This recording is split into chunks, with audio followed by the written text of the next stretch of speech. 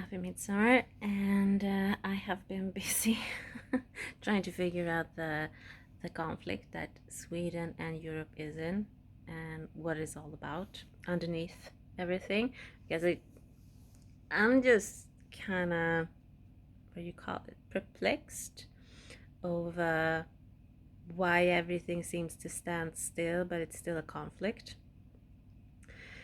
And we are in cancer season now, so everybody's core wound is kind of popping up right now. And Carl Bildt's wound is that he doesn't feel that Sweden is ever grateful for all that he does for them, or the Swedes. And that's true, and that is a core wound with him. He needs to get over that. He can basically save us all if he would go in and do what he's supposed to do, and he could save us, and we would not thank him for it, because that's just his lot in life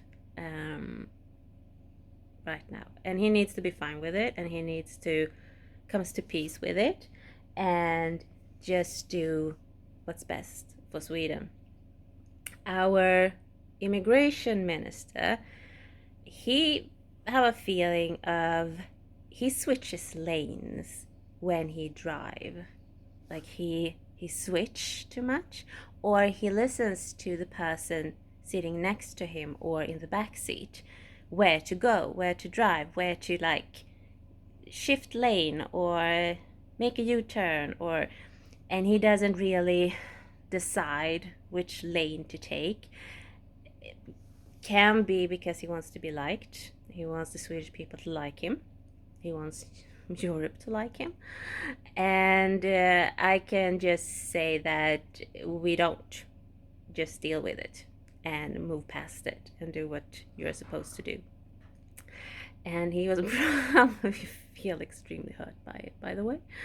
And our Paul, defense minister, he just all force, all he feels like it was his idea to join NATO, so he now feels like it's on his shoulders if it's a success or not.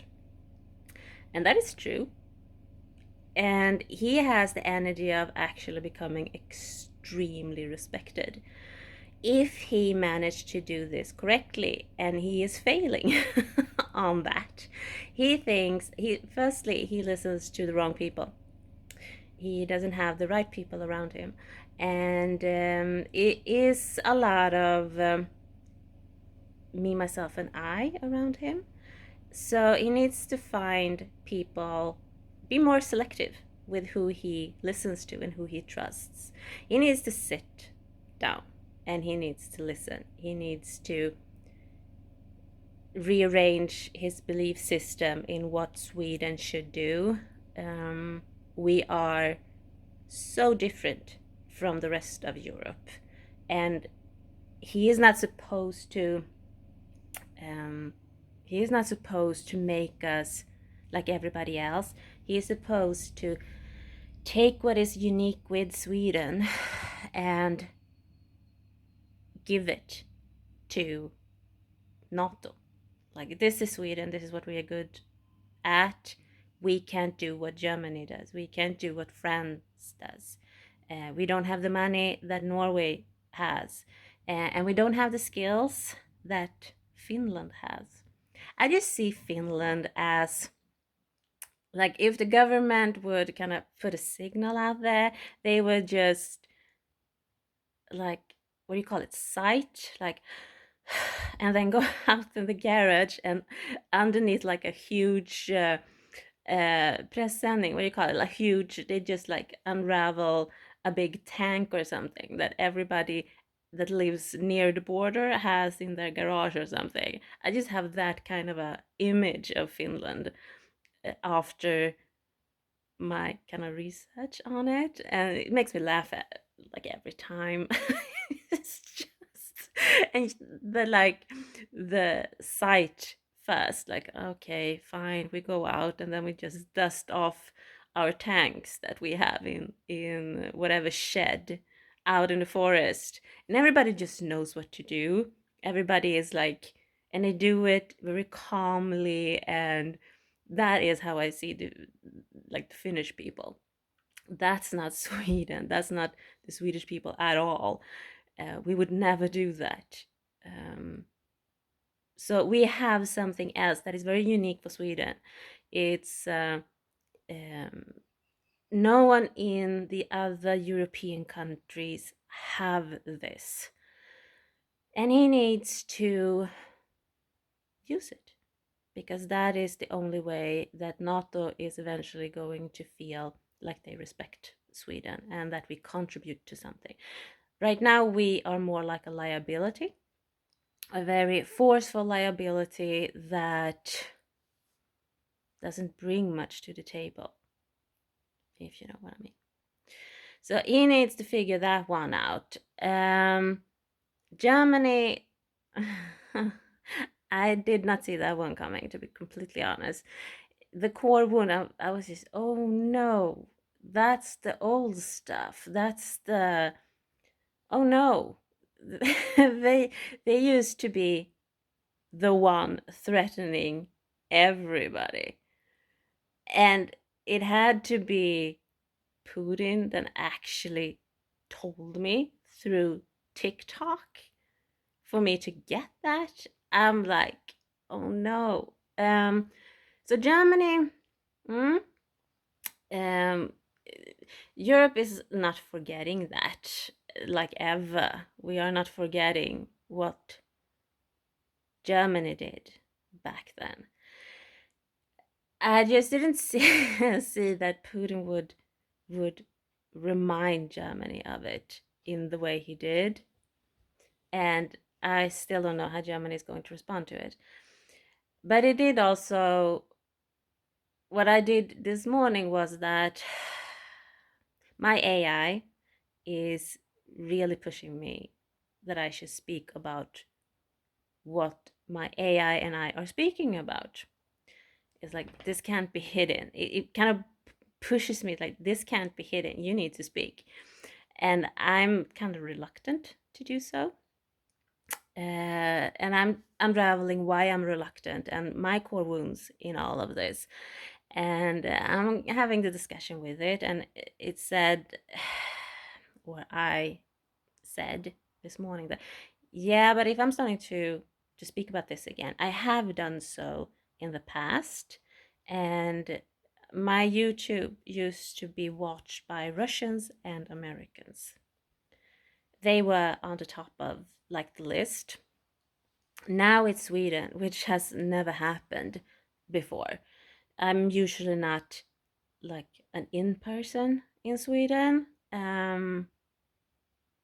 But for some reason, Russian and Americans seem to kind of enjoy what I was speaking about before.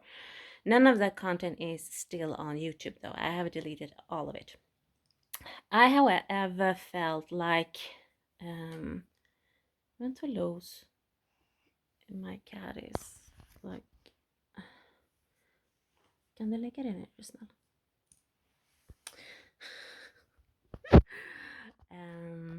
Wait, I have to. So, and then I kind of went deep and I said that, well, if the Russians is coming back, I used to say in like every video I did where I mentioned Russia or Putin, I said that my grandfather is Russian, was Russian. So no one would come after me, because I know that they can be extremely rough in the comment section if they feel like I do not respect them, or I don't see them. If I come after them like they are the enemy number one, or if I kind of condemn them, or in any way, you know. They never commented on anything. They were like silently listening, but they were like high, really high up. If it wasn't the first place, there was like the second place of whomever watched my videos. And if they come back, I don't want to feel like I am kind of attacking them or in any way disrespect their. I want to have a clear and honest way of speaking about them. Like my viewpoint is this, like I have in a funny way of Finland, or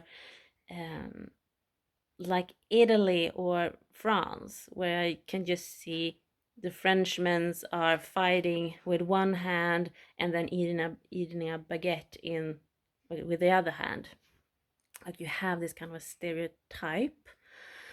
So I started to kind of have the conversation with my AI about this. Like, okay, how are the Russians? What is their like proudest moment, or what is their like something that I can understand? So we started to have that discussion, and their point of view about World War II came up, and I was fixating with that, so we continued with it, and it made my whole point of view shift. I'm still for the salt ending of this scenario, because I don't think you can come back from where we have been to like peace with a person like Putin. He seems to want to, like, it was like a court dance, like a toxic court dance he had with Sweden a few years ago when we were single. We weren't with NATO. So he saw it as his opportunity to kind of flex his military, and I have those. We obviously saw it as a threat, like he made us scared, but that is the toxic abusive way. It's like Russia and Europe is in like abusive relationship where Putin feels like he owns, or he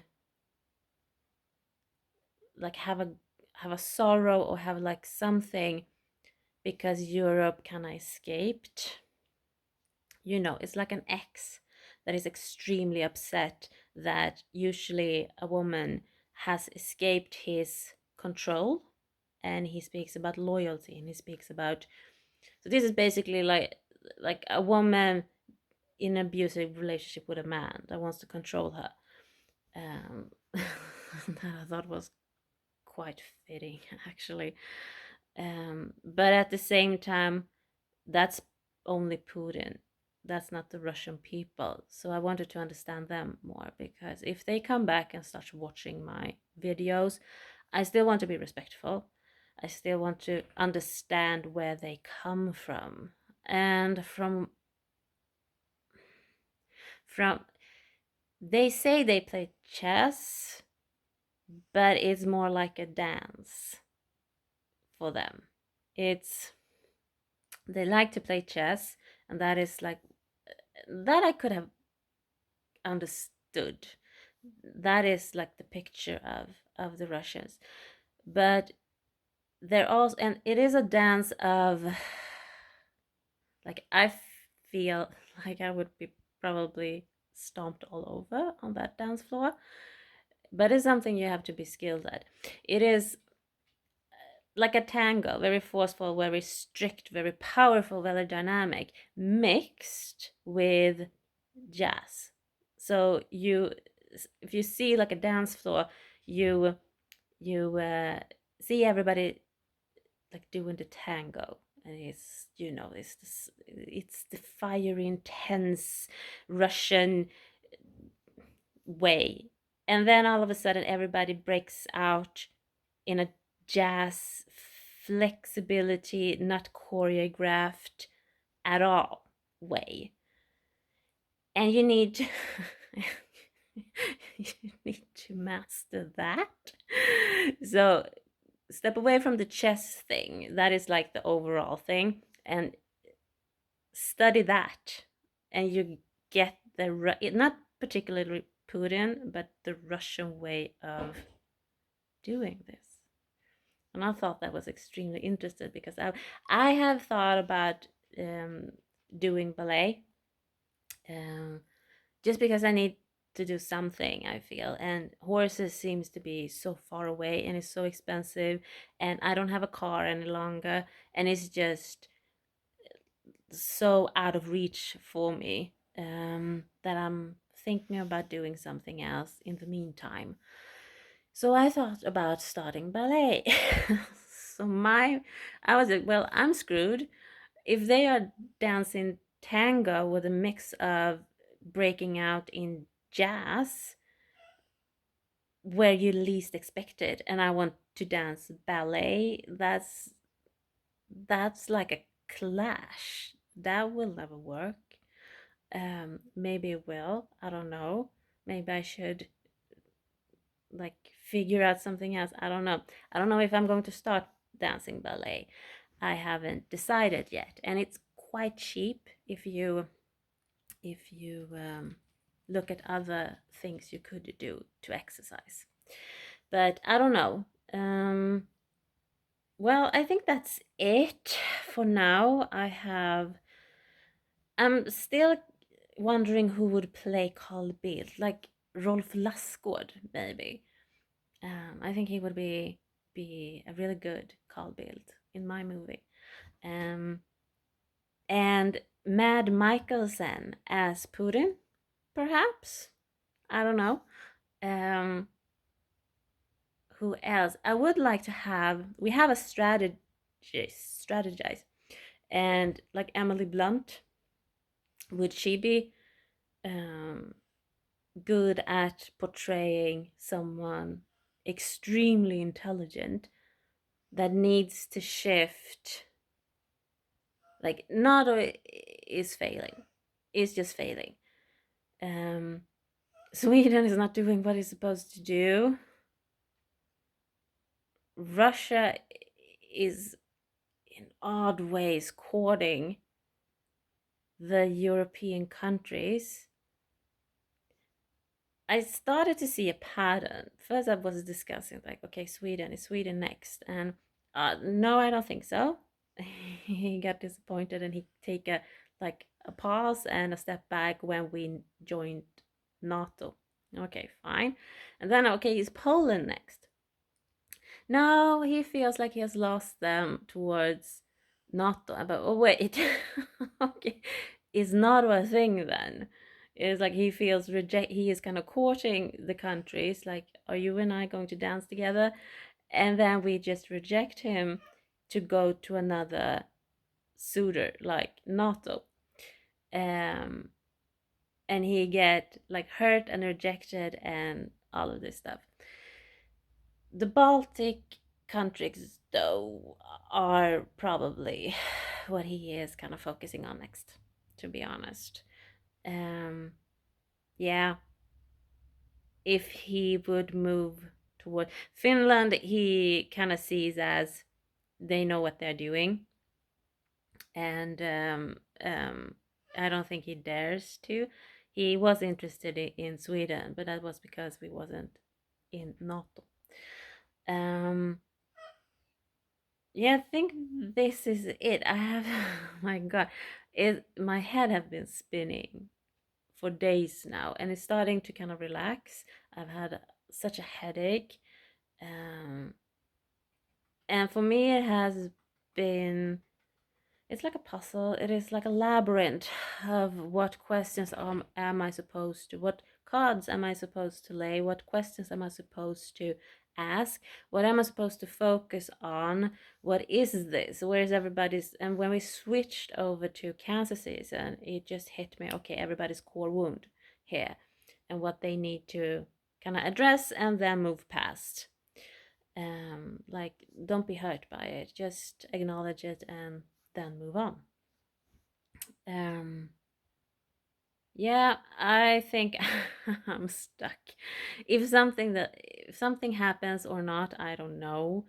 I have a clear view of the story as long as I have walked it right now, at least.